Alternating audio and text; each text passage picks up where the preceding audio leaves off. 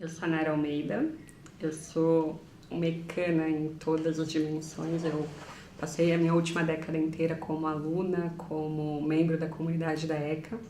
Hoje eu sou profissional da área de comunicação, tendo passagem por agência, por terceiro setor, empresas privadas. Trabalho hoje em uma empresa de tecnologia da informação e sou uma apaixonada por comunicação, né? É o que eu acredito. Se a gente não é apaixonado, a gente está perdendo nosso tempo. A essência da comunicação é sempre você estar apaixonado pelo que você faz. Antes de escolher a minha profissão, eu escolhi a USP. E isso é muito marcante para mim. A minha mãe trabalhava aqui perto e aí numa tarde ela decidiu que ela tinha alguma coisa para fazer aqui na faculdade e me trouxe. E aí logo que a gente entrou na Universidade de São Paulo, eu acho que era primavera, ou dentro de mim era primavera, porque ao redor de mim tudo florescia na USP. Eram árvores lindas, flores lindas, gente feliz. Eu não sei se era algo na USP ou em mim que estava florescendo, mas eu era muito pequena, eu tinha 6 anos, e aí eu já falei que eu queria estudar nesse lugar. Então eu só prestei vestibular na ECA, e de repente eu entrei. Eu lembro que eu via o resultado online antes de sair o resultado oficial, e foi uma alegria tão grande. Eu lembro que tudo era incrível quando eu entrei na ECA, assim, atravessar a ponte e passar por cima do Rio Pinheiros era a coisa mais poética do mundo, era bucólico.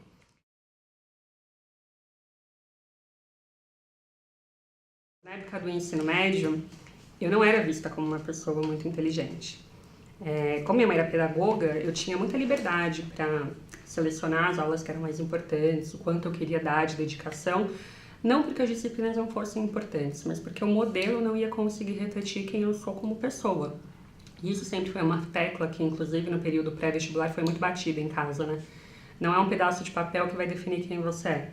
Então, quando eu entrei na ECA, uma chavinha virou de eu me identificar e saber que a minha curiosidade, o meu modo de aprender eram muito válidos, que não era validado lá fora da ECA, né? E aqui, quando você entra na ECA, tem uma diversidade de visões de mundo, uma diversidade de modelos e de tempos e de processos, e cada um é brilhante da sua maneira. Acho que essa foi uma das coisas mais legais que eu reencontrei aqui na ECA. Eu sempre tive isso no meu ambiente familiar, e aí, quando eu entrei na ECA, eu finalmente encontrei uma escola que tinha tudo aquilo que eu procurava. Então eu lembro que quando eu entrei na ECA foi um momento de fascínio total, né? Esse micro-universo que funciona tão bem em um mundo de tanta desigualdade era um privilégio que chegava a doer, né? Tem uma coisa um material que eu sempre trago aqui pra ECA, que é o que fala que beleza é aquilo que a gente não dá conta sozinho. A ECA era tão linda, a USP era tão incrível, que não fazia sentido pra mim que aquilo não fosse pra todo mundo, sabe? Ter aquilo sem as outras pessoas terem doía um pouco. E eu acho que essa entrada na ECA foi um período que, por uma longa parte do meu tempo, eu senti esse gosto agridoce de estar feliz por estar aqui e não poder compartilhar isso com as pessoas da forma como eu gostaria. Logo no meu primeiro ano, meu pai faleceu. E foi um período que eu resolvi entrar num estágio numa grande multinacional e trabalhar muito e criar uma carreira profissional. E de repente eu estava perdendo tudo aquilo que eu tinha sonhado, que era vir para a ECA e viver a ECA e as pessoas e estar nesse ambiente universitário. Então, no segundo ano, eu desisti desse estágio, estava em vias de ser efetivada e fui viver a experiência que eu queria ter dentro da ECA. Quando eu tomei a decisão de deixar esse primeiro estágio, eu tinha muito forte a convicção dentro de mim de que era isso, eu não poderia voltar atrás nessa decisão depois, sabe? Se eu tivesse continuado aquela jornada, eu não poderia decidir alguns anos depois se eu queria voltar para a universidade e viver o ambiente universitário. Então eu acho que foi uma escolha muito boa, não me arrependo de ter feito ela, não me arrependo de ter ido, não me arrependo de ter saído. E eu acho que... E depois eu cheguei a estagiar na ECA, inclusive, foi um momento muito legal da minha vida. Eu estagiei na ECA de 2009 a 2010. Estagiei no LAC, Laboratório de Agência de Comunicação. Era sob supervisão do professor Vinícius Romanini. Eu trabalhava com uma equipe incrível.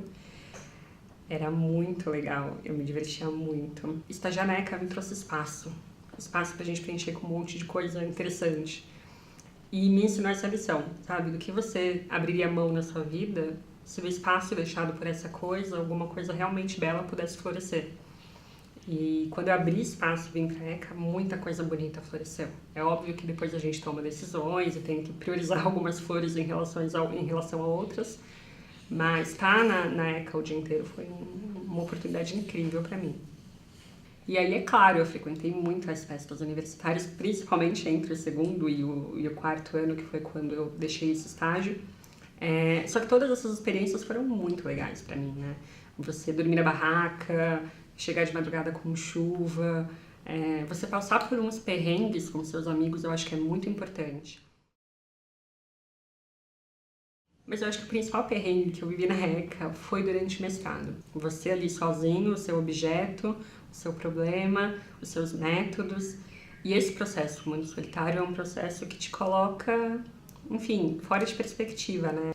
E aí agora, me lembrando, quando eu entreguei a minha monografia, minha monografia da graduação, eu perdi o arquivo 24 horas antes da entrega. E aí eu geralmente eu fico muito calma em situações de estresse. Virei pra minha estagiária e falei, eu acho que eu perdi meu trabalho, então eu vou pra casa reescrever ele porque eu tenho que entregar amanhã. E reescrevi o trabalho, depois que tudo passou eu fiquei mais calma. Na hora de entregar, eu fiquei muito nervosa. E eu falei, isso não tá bom, não é o momento de eu me formar, é um sinal, vou segurar um pouquinho. E aí eu tinha uma amiga cana, que era mestre em biblioteconomia, e ela me pegou pelo braço e falou, você vai até o final, você vai entregar agora. E o que foi, e foi super elogiado o meu trabalho, tirei 10, enfim, tava sofrendo à toa. Então eu acho que esse é o tipo de perrengue real, assim, que marca. E claro que o resto é anedota, história, é legal de contar, mas meus perrengues que importam, a ECA me mostrou que contar com as pessoas é importante, sabe? Tirar o que tá dentro só de você, compartilhar com o outro, pedir ajuda para seguir em frente, é esse tipo de perrengue que você consegue resolver aqui na ECA. Foi na ECA que eu superei a morte do meu pai, foi na ECA que eu aprendi a deixar ir, ser menos perfeccionista, foi na ECA que eu me graduei em 4 anos e pensei, eu tô abreviando muito uma coisa que eu podia experimentar mais, e em contrapartida, 10 anos depois, eu tô aqui finalizando o mestrado. Foi aqui que eu tive aulas, eu acho que são as coisas mais bonitas que eu tenho para contar e compartilhar, principalmente falando de saúde emocional, de responsabilidade com o outro. E eu vi essa mudança acontecer aqui dentro da ECA. Falando em termos de uma aula que marcou muito, tem essa aula em especial, que foi logo que meu pai tinha falecido, e eu não processava bem a ideia de luto. E numa aula de semiótica, ele trouxe um conceito, e eu... Sabe quando a sua consciência está plasmada e você não está prestando muita atenção no mundo ao redor? E de repente uma informaçãozinha te puxa. E aí ele falou justamente isso, ele falou que na semiótica a imortalidade é a sua capacidade de compartilhamento da mente. Ou seja, morre aquilo que para de produzir significado. O que continua em processo de semiose continua vivo. Por isso, as pessoas na Academia Brasileira de Letras são imortais. Eu achei aquilo incrível e sensacional, e se eu tiver registrado errado, é importante eu ter registrado assim, porque aquilo me moldou bastante. O maior aprendizado pessoal que a ECA me trouxe são as pessoas.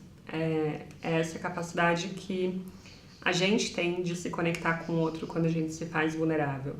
E eu acho que eu entrei aqui na ECA muito jovem, de um processo de seleção que é muito violento e que é muito excludente, e a gente entra aqui com uma cobrança pessoal muito grande. E eu aprendi a deixar essa cobrança pessoal, não só no âmbito da ECA, mas em quem eu sou como pessoa. E essa vulnerabilidade, né, tirar esse casco para a gente poder evoluir junto, foi meu maior aprendizado pessoal. Os amigos que eu fiz aqui, as aulas que eu compartilhei aqui, e tudo isso que hoje eu levo para o meu trabalho, hoje eu levo para o mercado, hoje eu levo para quando eu estou dando uma palestra, são esses aprendizados pessoais, aquelas coisas que com certeza, se eu morresse agora e eu tivesse um videozinho de 10 segundos, teria o tempinho da ECA ali me ensinando isso. O mais incrível da ECA é que ela é um espaço que reúne essas pessoas. Eu nunca, em nenhuma hipótese, precisei do meu diploma para nada. Só para fazer inscrição no mestrado, enfim, para a carreira acadêmica. Mas umas coisas que realmente importaram, eu nunca precisei do meu diploma. eu precisei sim das discussões que aconteceram aqui dentro, na sala de aula, na vivência, na prainha, no CP, em qualquer lugar. E eu acho que isso são as grandes portas que a ECA me abriu. E eu acho que, colocando de uma outra forma, as principais portas que a ECA me abriu foram portas dentro de mim, sabe? Caminhos que eu não conhecia dentro de mim, espaços que eu não acessava. E aí sim a gente consegue abrir portas pro resto, para todo o resto. E eu acho que isso é uma coisa que o grupo do qual eu tenho muito orgulho de pertencer aqui na ECA, né, de alguns professores e de alguns funcionários e membros, isso envolve um monte de gente, a gente sempre tenta bater nessa tecla, sabe? A universidade não tem que ser um lugar para você vir aqui e ficar focado nos seus objetivos pessoais. Ela tem que ser alguma coisa que te traga a ideia de mudar o mundo, que te traga essa potência de ação, essa alegria de achar que você pode mudar muita coisa lá fora. E tudo bem se for só o seu mundo. Já é um grande começo, mas é pra gente transformar alguma coisa. A ECA não me mudou, a ECA me transformou. Não foi uma mudança de um ponto A a um ponto B.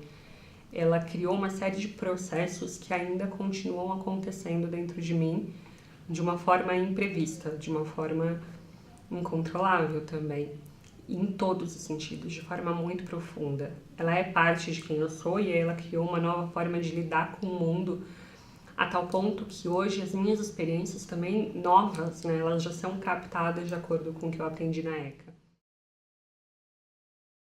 E ter voltado para a ECA como professora assistente, né, junto com um grupo de pós-graduandos do Paulo Nassar, é uma experiência incrível de nunca ter saído. A ECA, ela te faz pro mundo, né? Então você nunca sai da ECA. A ECA continua ali, latente em você, gerando transformações. E quando você volta, é aquela sensação de estar em casa.